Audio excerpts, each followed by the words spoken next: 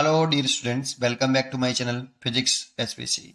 A sphere made of lead and radius r is given by charge q. The variation of electric potential V with radial distance r from the center of the sphere is given by और चार gap दे रखे हैं। अब बच्चों को लगता है कि सर ये स्फीयर कंडक्टिंग है या नॉन कंडक्टिंग है, क्योंकि अगर नॉन कंडक्टिंग सॉलिड स्फीयर हुआ तो फॉर्मूले अलग होते हैं और कंडक्टिंग सॉलिड स्फीयर हुआ तो फॉर्मूला अलग होता है। उसी के हिसाब से ग्राफ डिसाइड होगा इसमें। ठीक है, तो पहली बात तो ये जो लेड होता है ना, स्फीयर किससे बना है? लेड से। ये आपका एक हैवी मेटल्स होता है। सॉल्यूशन, सबसे पहले इसे समझो कि जो लेड है इज अ हैवी मेटल। ये हैवी मेटल है बेटा। और मेटल क्या होते हैं? कंडक्टर। अब एक बात समझ लो, दूसरी एक बात तो ये इंपॉर्टेंट है इसमें, दूसरी कि अगर कोई कंडक्टिंग स्फीयर है, सॉलिड है, सॉलिड कंडक्टिंग स्फीयर, ठीक है, और अगर कोई आपका हॉलो कंडक्टिंग स्फीयर है, कैसा है? हॉलो कंडक्टिंग स्फीयर, या फिर इसे थिन कंडक्टिंग स्पेरिकल सेल बोल सकते हो आप, या फिर आपका thin non conducting spherical shell that means hollow sphere, non conducting. इन तीनों के फॉर्मूले सेम ही होते हैं, तीनों के फॉर्मूले सेम होते हैं, क्योंकि कंडक्टर को, कोई सा भी कंडक्टर हो, उसको चार्ज देते हैं तो उसका सारा चार्ज आउटर सरफेस पर डिस्ट्रीब्यूट होता है अपने आप, ऑटोमेटिक, हमें करना नहीं पड़ता। किसी भी कंडक्टर को आप चार्ज दोगे तो सारा चार्ज उसके आउटर सरफेस पर डिस्ट्रीब्यूट होगा, चाहे वो हॉलो हो चाहे सॉलिड हो, आउटर सरफेस पर डिस्ट्रीब्यूट होगा। तो चार्ज का डिस्ट्रीब्यूशन सेम ही तो है, मास से क्या लेना देना है? चार्ज के डिस्ट्रीब्यूशन से मतलब है पोटेंशियल वाले केस में। और नॉन कंडक्टिंग तो जहां हम चार्ज देते हैं वहीं पे रहता है, तो हमने इसको चार्ज दिया सरफेस पर। हॉलो है, अंदर दे नहीं सकते, बिना चार्ज के, बिना मास के चार्ज एग्जिस्ट नहीं करता, तो हॉलो है तो अंदर तो दे नहीं सकते। तो इन तीनों के जो फॉर्मूले हैं, देखो चार्ज का डिस्ट्रीब्यूशन एक जैसा है तो तीनों का फॉर्मूला सेम होता है। अब क्या होता है वो भी सुन लेते हैं नेक्स्ट पेज पर।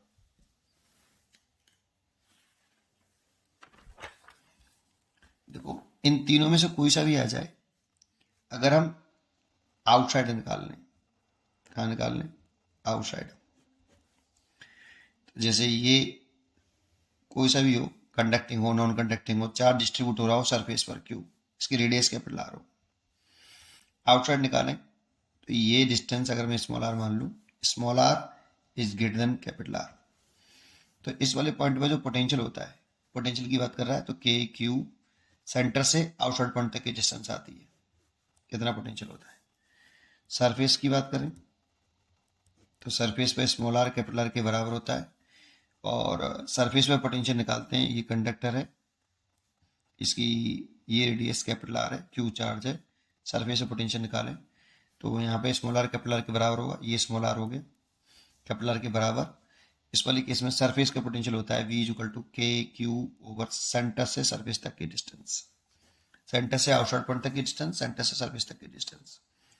अगर हम इनसाइड निकालते हैं तो small R less than capital R. अगर ये आपका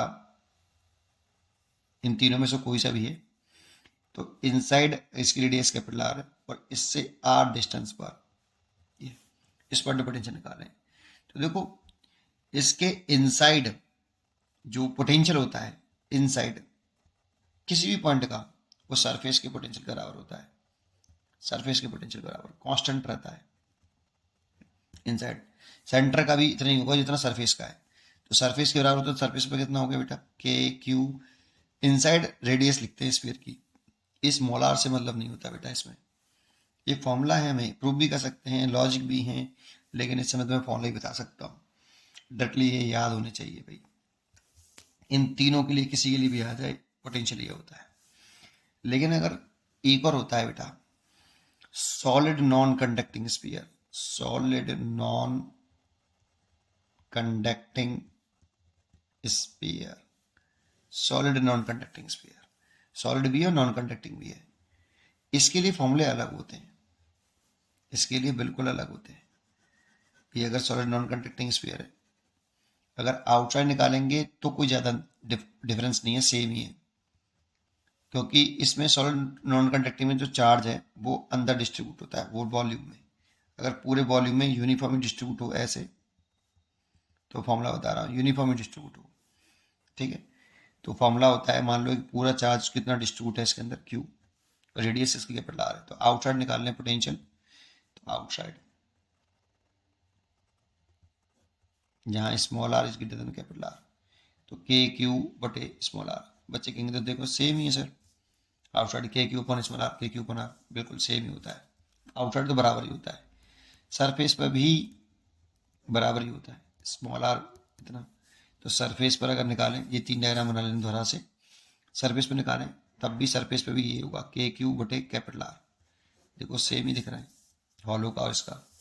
लेकिन इनसाइड चक्कर होता है, इनसाइड में प्रॉब्लम होती है कि अगर जैसे में ये नॉन कंडक्टिंग सॉलिड स्फीयर होता है, यहाँ मसाला है, मटेरियल है, और नॉन कंडक्टिंग स्फीयर में चार्ज डिस्ट्रीब्यूट है यूनिफॉर्मली ऐसे ही, रेडियस कैपिटल आर है, और इससे स्मॉल आर डिस्टेंस पर पोटेंशियल निकालें, तो ये फॉर्मूला होता है के क्यू ओवर 2r का cube 3r square minus small R square, ये फॉर्मूला होता है इनसाइड आर डिस्टेंस पर। देखो यहाँ पे तो रेडियस आएगी इसकी स्फीयर की, इस जगह पे, इस जगह पे, और यहाँ जिस पॉइंट पे निकाल रहे हो सेंटर से स्मॉल आर दूरी पे निकाल रहे हो तो स्मॉल आर आएगा।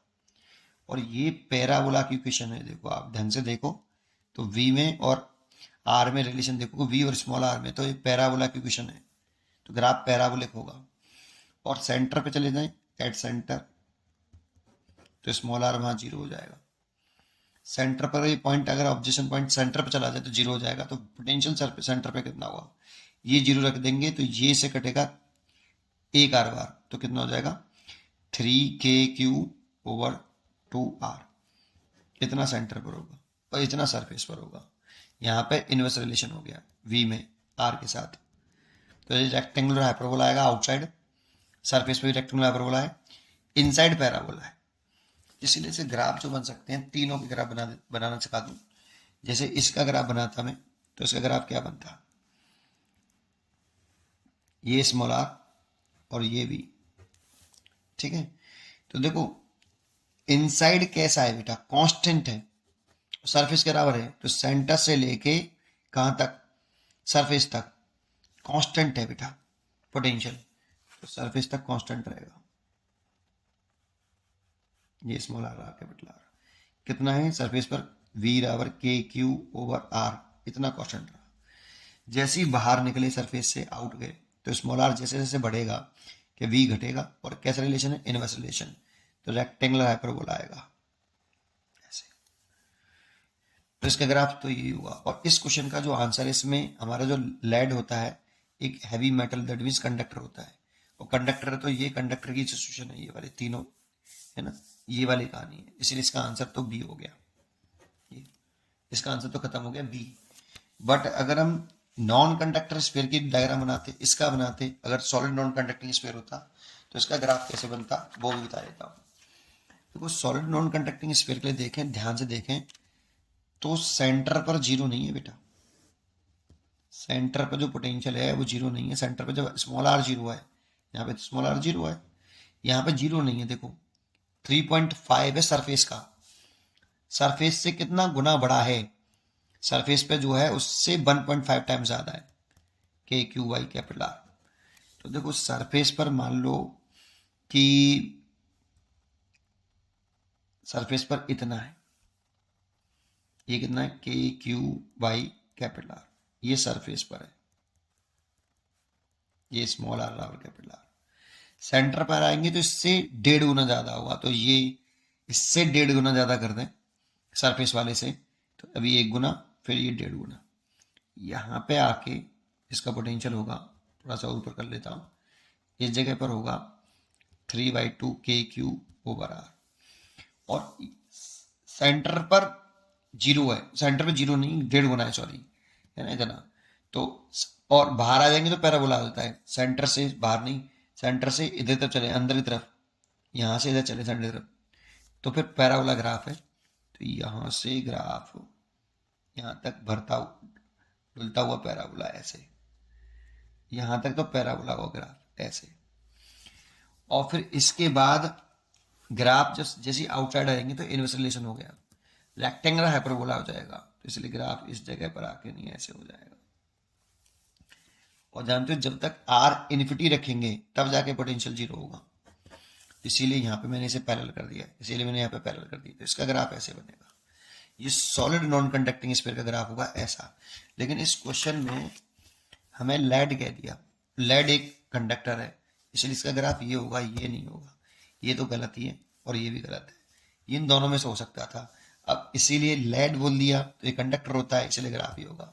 उम्मीद करता हूँ कि आपको समझ में आया होगा। पढ़ते रहिए, खुश रहिए, थैंक यू।